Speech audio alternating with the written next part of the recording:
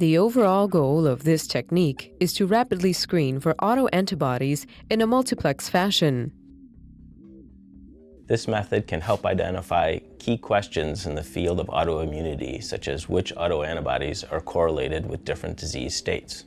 The main advantages of this technique are that autoantibodies can be screened in a parallel fashion, only microliters of serum are needed, and only micrograms of antigen are needed.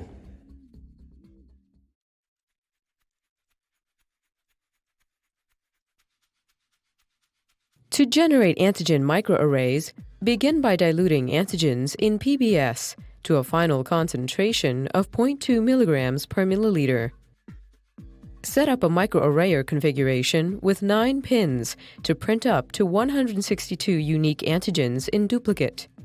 Include IgG and IgM antigens in the antigen library as positive controls.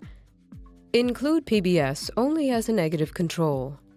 Add 20 microliters of each antigen to the 384-well source plate in groups that mirror the setup of the print head. Use foil to cover the source plate and freeze the plate at -80 degrees Celsius until ready to print arrays. Clean the solid microarray pins by incubating them in a sonic heating bath with deionized water 3 times for 1 minute each. Place the pins in a rack to dry.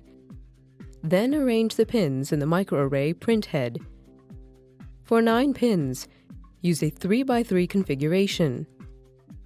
Next, program the microarrayer for the print run by setting the number of pins on the print head, the number of slides to print, the number of pads on each slide,